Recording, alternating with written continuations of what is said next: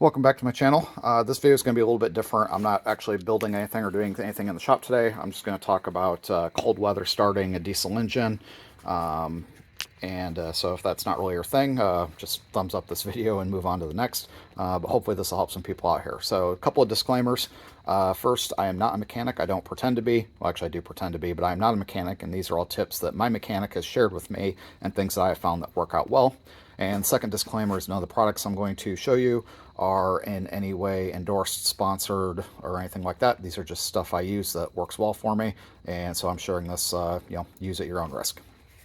So, with the recent blizzard that came across the Midwest here over Christmas this year, 2022, and the cold temperatures, I've seen a lot of stuff online about, some of the cold temperatures went further south than normal. A lot of people had trouble starting diesels, and so I thought I'd share some tips and tricks from somebody very experienced at starting diesels in cold weather here in the Midwest. So like most things with a diesel engine, preventive maintenance is your friend. The more stuff you can do preventively, the better off you're going to be. So the number one thing we want to talk about is fuel. Diesel fuel starts to freeze or gel. So when diesel fuel freezes, it turns into like a jelly-like substance. So that's why you often hear it called gelling. And that happens around 20 to 30 degrees Fahrenheit. Whereas gasoline doesn't freeze until like minus 50 Fahrenheit or something ridiculously low like that. So you don't usually have to do anything to a gasoline-powered car to make it run in the wintertime, whereas a diesel does require some special treatment.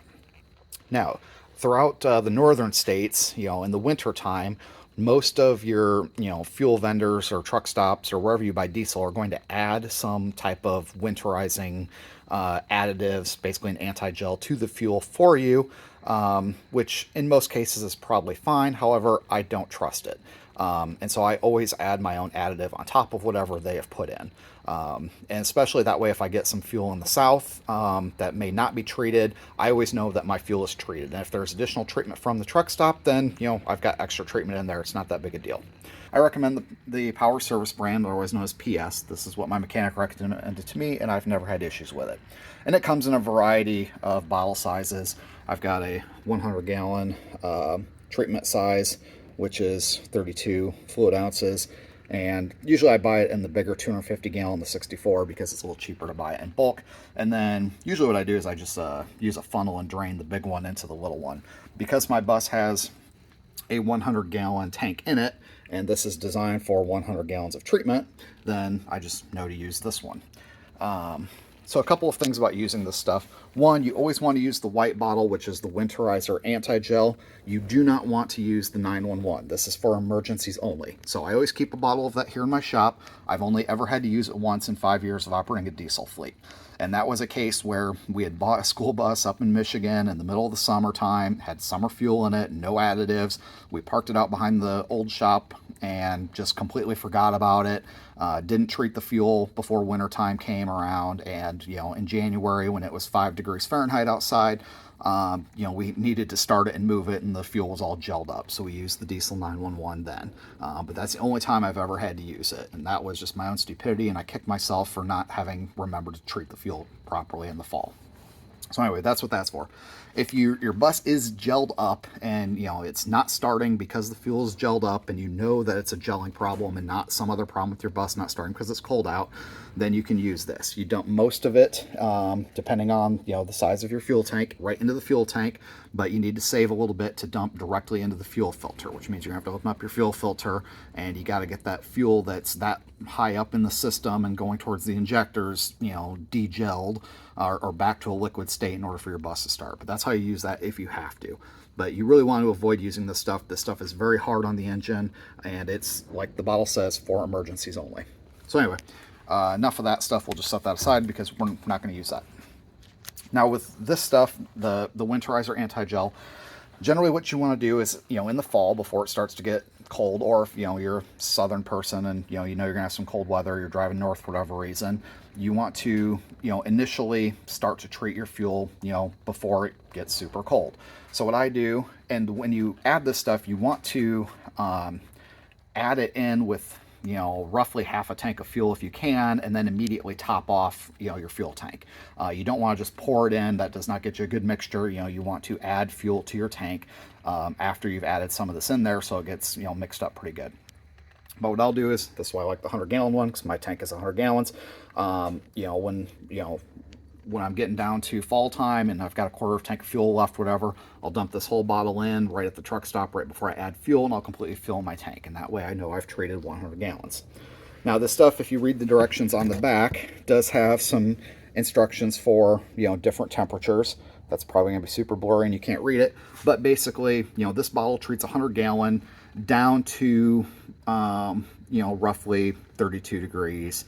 And they recommend that if you're in temperatures below that, basically you double it. So this bottle would treat 50 gallons. So usually what I do here in the Midwest, we don't get super cold real often. So I basically, use the lesser amount. So even if we're getting down close to, 5-10 degrees Fahrenheit, I still use the, 32 ounce bottle here that's up to 100 gallons for the warmer weather to treat 100 gallons, because I know the fuel I'm buying from the truck stop also has some additive.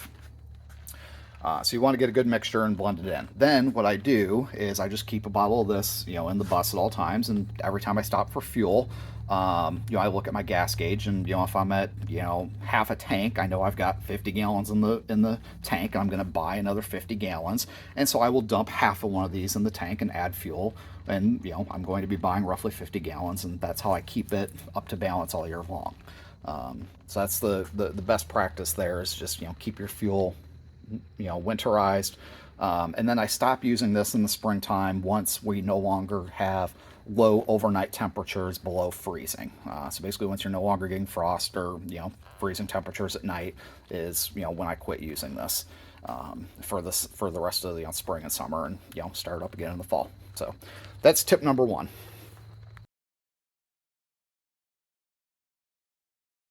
Okay, so tip number two, let's talk about batteries. Most buses are going to have 2 batteries in them, and depending on how well you've taken care of your bus, or if you've just gotten it, they may be old. So I always keep 3 good batteries in my buses. It doesn't hurt to go overboard. And these are, I get these from Farm and Fleet, Blaine's Farm and Fleet here in the Midwest. They're the 750 cold cranking amp batteries. And I always keep 3 of them in here. They're warranted for 2 years. So the first year is replacement no matter what. The second year is basically 50% off. They'll reimburse you 50% of what you paid for the thing, and you can buy some new ones. And the nice thing with these is I just take it into Farm and Fleet. They test it to make sure it's not just dead and can't be recharged. And if the battery's completely shot, then they just give me a new one, and I pay the difference, and I go on my way. So I always keep good batteries in there. You can buy the higher end model ones and maybe get some more life out of them, but I've had, good gold or platinum level batteries, die in 3 years, the same as I've had these cheaper ones go 5 years just fine. And I just know that roughly every 3 years I'm gonna have to replace batteries, and I'm okay with that. But I try to keep the battery health as good as possible. So in all of my buses, you can kind of see back in here, I have a battery maintainer. It's a Black & Decker model, but you can get any type you want. And I have that permanently mounted in the battery box, and the ring terminals are on the batteries. So the positive is on the one far here on the left, and the negative is on the battery far on the right. And then I just have the cord sitting here so I can plug it in. So anytime this bus is going to be sitting for more than a week or so without being started, and since I have power here in my shop, I just plug this in and keep the batteries topped up. That way, when I go to start this bus, I know that my batteries are completely topped up and I have as much cranking power available to me as possible. Now, it's important to remember to unplug that before you start the bus, because, that maintainer is putting down, I don't know exactly how it works, but, 13 or 14 amps. 13 or 14 volt into the batteries, and once that bus starts, the alternator is going to be kicking in that same power, so you don't want that to hit your maintainer. So make sure you unplug it before you start the bus. But this is a fairly inexpensive and easy way. Just keep your batteries topped up, extend your battery life, and give you the best options for starting the bus in cold weather. Quick interjection, I am back home now. These are the specific batteries I use. Like I said, I get them from Blaine's Farm and Fleet. It's a model 31S with the 2-year warranty. It's $150 right now, but that price fluctuates. But the main thing I wanted to show you here, if I scroll down a little bit, is the cold cranking amps at 32 degrees is 1170, and the cold cranking amps at 0 degrees Fahrenheit is 950. I think I said in the video earlier, these are 750 CCA batteries. They're actually 950s. So I used 3 of these wired up in parallel, and those are the batteries that I've had good luck with. All right, back to where I was. All right, next let's talk about block heaters. So most buses are going to have a block heater unless, like my bus, it came from the Southwest, or actually anywhere south, where it may not have had that option. But basically what a block heater does is it's a little electric heating element that screws into the engine, and you plug it into an outlet, and this heat then is in a coolant reservoir, so it heats the coolant, which is spread all throughout your engine, which then warms the overall engine, makes the bus easier to start. Diesels do not like to start in the cold, obviously. They like a nice warm engine, and so this is a good way of helping bring the engine temperature up to make it more likely to start. So normally this plug will be dangling somewhere loose in your engine compartment, hopefully not too loose, so it doesn't get into the belt or stuff like that, but somewhere where you can find it. Otherwise, a lot of times you'll see a plug mounted on the bus somewhere. Mine don't have it, but I've seen them mounted, right by the entry door before. I've seen them mounted in the bumper before. Actually, one bus I had, it was a 2001 International Amtran. The plug was actually right here on below the windshield, right by the entry door. So whenever possible, if you have a working block heater, and the way to test it's working is just put a multimeter on it and check your ohms resistance and check for open continuity. And if you don't have one of these, it's fairly easy to install one. There's videos online for different engines, or you can get a mechanic to do this fairly easily. So this bus, like I said, came from Arizona. It does not have a block heater. I've bought one, but I have not installed it yet. Use one of these roughly 2 to 4 hours before you start the bus for optimal results. So just drag an extension cord out to your bus, plug it in, and let it warm up for 2 to 4 hours, and then make sure you unplug this before you start the bus. I don't know why that's important, but I was told it was, so that's what we do. If you don't have a block heater, one tool I've used before, which helps a little bit, not a lot, it's better than nothing but not great, is this magnetic little heater. So similar to the block heater, it plugs into shore power, and this whole thing is a giant magnet, and this gets very super hot, and you basically stick that up underneath the bus on the oil pan, and that will, in theory, transfer some heat through the oil pan to the oil and get the oil at least warmed up a little bit and a little bit looser so it's not as thick, and that will help the bus start. Now, these things are not efficient at all because basically you have a heat source on the outside of the oil pan that you're trying to get that heat through the metal and into the oil and get the oil to absorb it. And then, the oil in your pan is not in the engine, so you have to wait for the oil temperature to come up enough that, it spreads throughout all the oil up into the engine. So not very efficient, but it's better than nothing. These you really want to have on there for at least 8 hours if possible before starting the bus if they're really going to make any difference. But it's, something that'll get you by if you don't have a block heater. All right, let's talk about actually starting the bus now. You'll notice here I have an extension cord running right through my dash and over my wheel. This is going to my battery tender, and I do this so that I don't forget that the battery tender is plugged in. So I have gone down and unplugged it for now, but that's a good safety way to remind yourself if you've got something plugged in. I will also do the same thing if I have the block heater plugged in. By running the cord right through here, I don't forget to unplug it. Now, I like to start my buses every week if I can, but definitely once a month just to get things warmed up and going. What you don't want to do is start the bus, let it run for 3 minutes, and then shut it off. You're actually doing more harm than good. It's better if you're going to start the bus to let it warm up. So you want the temperature gauge to start rising, above 0 and up to at least the minimum marker, so 140, 150 degrees, before you even touch that accelerator pedal. Once it's warmed up a little bit, you can turn up your fast idle if you have it. Some buses have fast idle, some just have a throttle. And you want to then, let the bus run at fast idle for a little while and really get things up and going before you try to drive or move it anywhere. Once that's happened, it's a good idea to drive it, take it on the road, and you want the thing to get up to operating temperature, so 180 to 200 degrees, so that everything in the bus is moving. You're actually out on the road, you're driving it, it's warmed up, and that's a good idea to do at least once a month. Now, for actually starting it, most buses are going to have, depending on your engine style, either a glow plug or a grid heater. The DT466e, like this one is, has a grid heater. There are some functional differences, but the overall idea is you want to warm up the conditions for combustion. So when diesel fuel burns, you need three things for combustion, which is what produces your power. You need air, you need fuel, and you need compression. So a grid heater is going to warm the air that goes into the combustion cycle. A glow plug is going to heat the fuel that goes into the combustion chamber. So that's the differences between the two, but you want to make sure that that is working and functional. So on international buses, at least, when you turn the key on, you're going to have an orange wait to start light that comes on. And what that is doing is the grid heater is running, which means that, you need to let that grid heater run, which is also one of the reasons you need, 3 good batteries, is that grid heater draws a lot of power, and you need that extra power in your batteries. And you want to let that grid heater run, and that when that light goes off, the bus is ready to start. Now, one other thing you will notice is on your battery meter, if you have one, you'll notice that your voltage is sitting pretty low while that grid heater is running. And once that voltmeter then rises back up, when that wait to start light goes off, means that the grid heater is finished.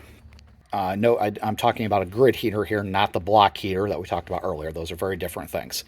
Now, the other thing I'll do on cold days, it's about 30 degrees Fahrenheit today. It's kind of a cold one, but not super cold, is I will cycle the key 2 or 3 times to really let that grid heater run and get that air warmed up before it goes in. So I'll turn the key on, I'll wait for the wait to start light to go off, I'll turn the key off, I'll wait about a second, I'll turn the key on, wait for the wait to start light go off, and then I'll start to crank. When I start to crank, I will crank the bus for up to about 45 seconds to see if it's going to start. As soon as it starts, obviously let the key off the starter, but if it doesn't start right away, it's not like a car where you crank it over, and if it doesn't start within a second, you pull the key off. You don't want to do that with this. You want to keep cranking for about 45 seconds. After 45 seconds, if it hasn't started, I will stop. I'll turn the key to off. I'll wait 30, 45 seconds, and then I will try to cycle the key then maybe 3 times. So if I cycled the key twice the first time and it didn't start, I'll give it a little break, and then I'll cycle the key 3 times to go through that grid heater, and then I'll try to start it again cranking for up to 45 seconds. If after the second time the bus still has not started, I'm going to wait 5-10 minutes before I try it again. You don't want to work that starter too hard and have it get too hot. That's really hard on starters, but you can try it a few times without much issue, especially once it's cold. The starter's cold, so you've got some room to play with. If after I've tried to start this bus 2 or 3 times and it still has not started, I'm going to start looking for other possible issues with why it's not starting. But that's kind of the procedure I'm going to go through. So I'm going to turn the key on.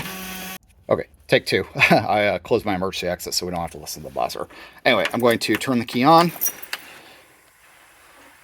And there's that wait to start light as all the gauges cycle. And we're just going to, and you notice how low my battery meter is right now? It's below 12. So we're going to wait for that wait to start light to go out. Don't mind the alarm for my air pressure.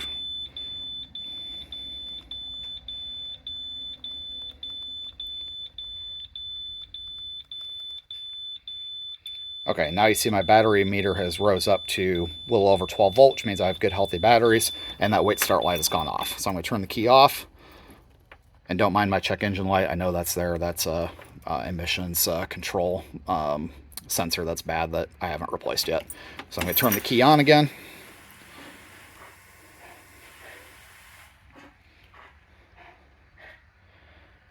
Again, the wait to start light is on. That means that grid heater is running.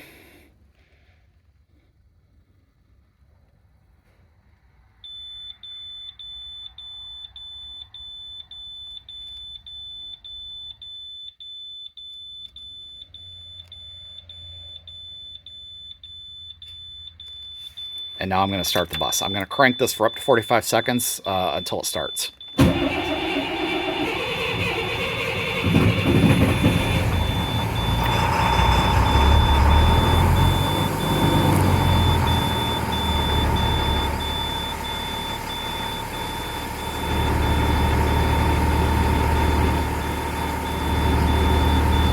And now if you can hear me over the alarm in the engine, I'm going to wait for this thing to get up to about 140 degrees. So once I see the temperature start to rise above the minimum of my gauge, at that point I will engage the throttle and kick it up to about 1500 RPMs or so. Generally, you don't want to idle below about 1250 RPMs. In cold weather, it's not really good for it, but you also don't want to rev it up too high too fast while the engine's still cold. So we want to let it run at, 700, 800 RPMs as normal idle until it starts to warm up a little bit and starts to get things loosened up in there. Then we can kick the idle up and wait for it to get up closer to temperature before we take it out and go for a drive. Okay, now we've been running for about 5 or so minutes here. My temperature is just starting to creep up above 140, so now we're going to engage the fast idle or throttle, and I'm going to idle up.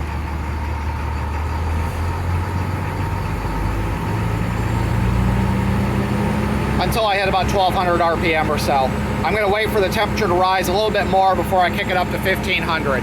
After I see that the bus is starting to get up towards 170, 180 degrees, then we're going to go for a drive.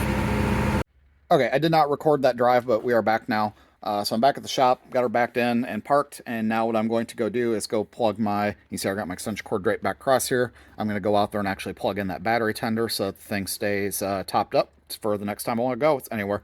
Hope this video was helpful. If you have any questions, leave them in the comments, and we'll see you next time for another video where we actually do something on this bus. Have a great day. Thanks, everybody. Bye.